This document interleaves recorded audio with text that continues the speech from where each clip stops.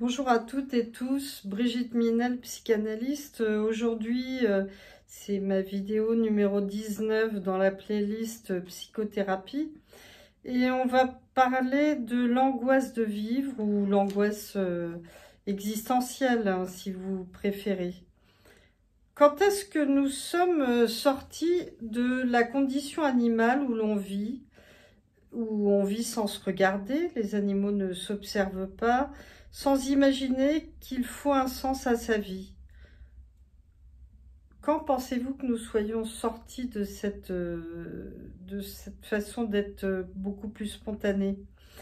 Certains pensent que c'est par l'utilisation du langage, et on peut parier que effectivement c'est vrai. Et qui dit langage, dit histoire que l'on raconte, et aussi l'histoire que finalement on se raconte à soi-même, cette voix qui parle en nous.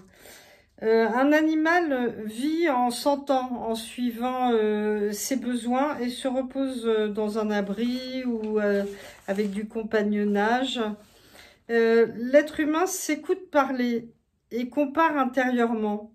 Quelle est mon histoire ?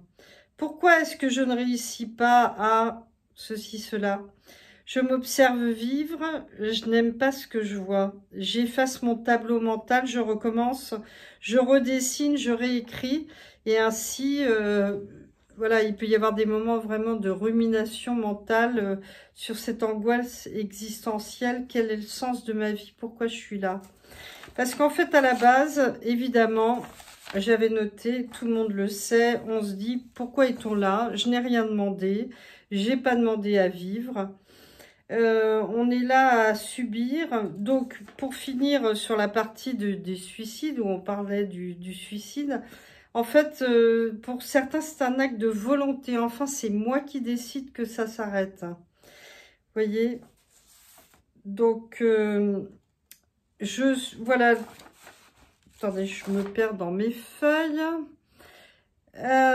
Oui, je m'observe vivre, je n'aime pas ce que je vois, j'efface mon tableau mental, je recommence, je disais, je redessine, je réécris. Et à part des périodes de calme, comme ça, où on a l'impression de réaliser des choses, effectivement, on peut voilà, revoir la stratégie de sa vie éternellement. Il y a plein de voix dans ma tête, elles me jugent cruellement, ou se moque de moi, ou bien elle me porte au pinacle et personne n'a le droit de me critiquer ou de contester, sinon j'enrage et je m'écroule.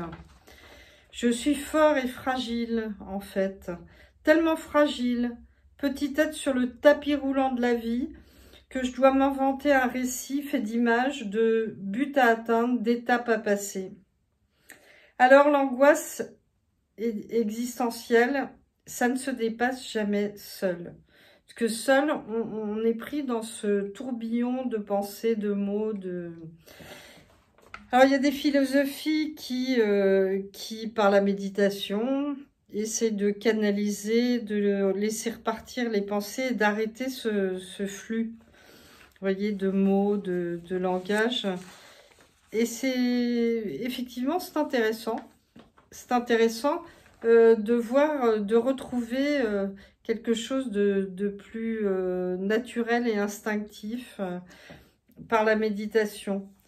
Mais comme le discours revient et qu'on est bien obligé de faire quelque chose de sa vie, puisqu'on peut difficilement retrouver nos instincts primaires et vivre comme les animaux, alors voilà, ça se dépasse pas seul.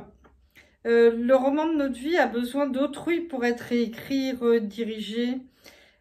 Si nous nous heurtons sans cesse sur le miroir qui nous reflète, vous voyez, on ne cesse de se blesser.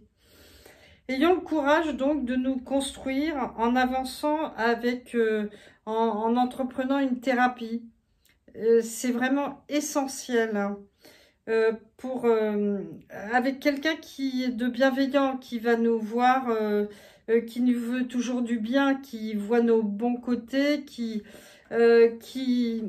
met le doigt sur nos difficultés juste pour qu'on puisse avancer et les dépasser. Ne restons pas spectateurs et spectatrices de nos vies, mais devenons acteurs et actrices.